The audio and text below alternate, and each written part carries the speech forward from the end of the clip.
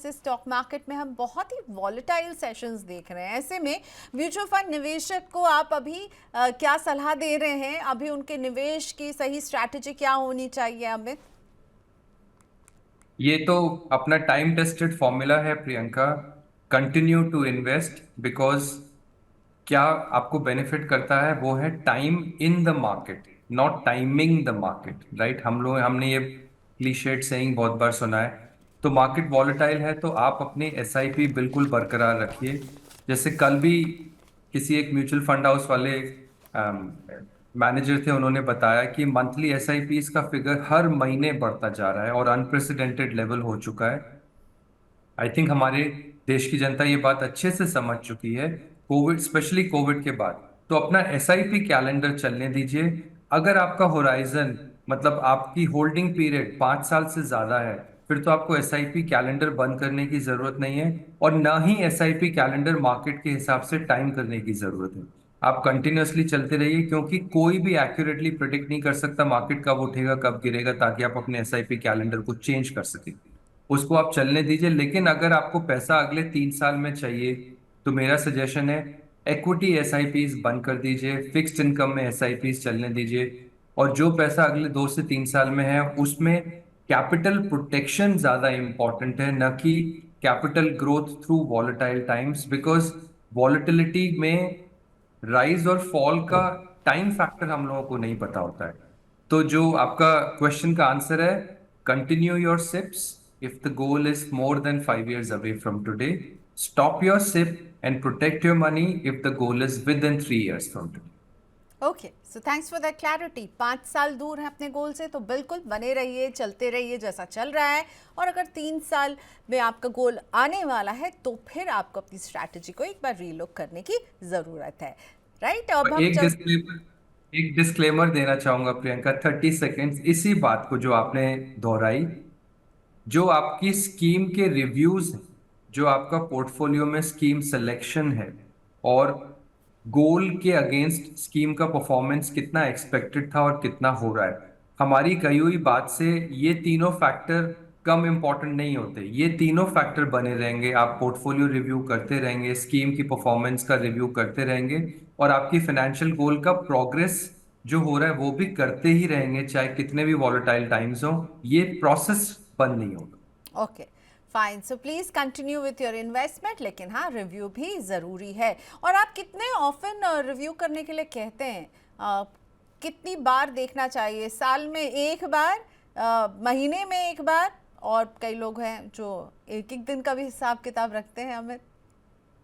देखिए, अब बहुत अच्छा क्वेश्चन है। इसके बड़े सारे ट्रिगर्स हैं रिव्यू करने के।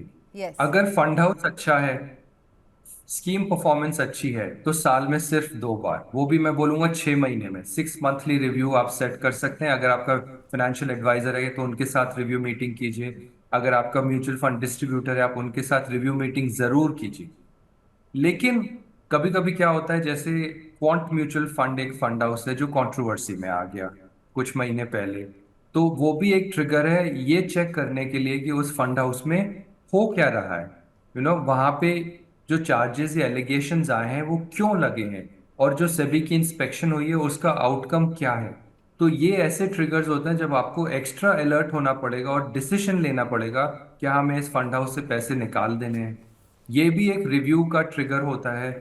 तीसरा ट्रिगर होता है कि आपके गोल्स जिसके लिए आप पैसे इकट्ठा कर रहे हैं, एक टाइम आता है जब उस गोल को इक्विटी फंड से फिक्स्ड इनकम में ट्रांसफर करना है, क्योंकि कैपिटल प्रोटेक्शन इंपॉर्टेंट हो जाता है। जैसे कॉलेज एजुकेशन फंड आपने 10 साल से एक्यूमुलेट किया, अब वो कॉलेज एजुकेशन 2 साल दूर है। काफी लोग उस पैसे को इक्विटी में छोड़ देते हैं कि अभी 2 साल है, मार्केट ऐसे ही बढ़ता रहेगा तब निकालेंगे। और मेरा आपको मेरे अपने क्लाइंट्स को रिकमेंडेशन ये होता है कि 2 साल पहले ही अपना स्टॉप साइन लगा दीजिए। इक्विटी में वो पैसा नहीं रहेगा। जो फर्स्ट ईयर सेकंड ईयर की फी है उसको फिक्स्ड इनकम में मूव कर दीजिए, जो थर्ड ईयर फोर्थ ईयर की फी है उसको बैलेंस्ड एडवांटेज फंड में मूव कर दीजिए।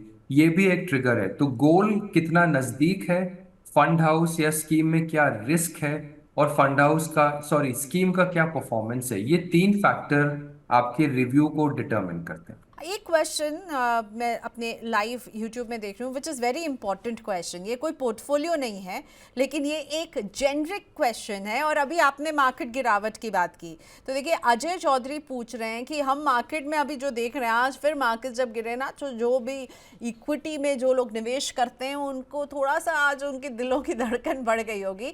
वो पूछे ऐसे बाजार में हमें अपने पोर्टफोलियो को कैसे मैनेज करना चाहिए। हमने इसे थोड़ा सा टच किया अमित, पर अगर मैं अजय चौधरी को आप क्या समझाना चाहेंगे इस तरह के गिरते हुए बाजार में, उन्हें क्या करना चाहिए, क्या नहीं करना चाहिए? मैं थोड़ा सा एकेडमिक आंसर देता हूं अजय जी को। देखिए, आप जब निफ्टी का ग्राफ देखें, और आप मुझसे अगर बात कर रहे हैं तो मुझसे बात करते करते निफ्टी का ग्राफ देखिए। निफ्टी का ग्राफ पिछले 5 दिन में आपको दिखेगा गिरा हुआ है। पिछले 1 महीने में आपको दिखेगा कि 24,500 का उसने मिनिमम बेसलाइन बनाया हुआ है। पिछले 6 महीने का ग्राफ देखेंगे तो आपको एक राइजिंग ट्रेंड दिखेगा। 6 महीने की इन्वेस्टमेंट में आपने पैसा बनाया है।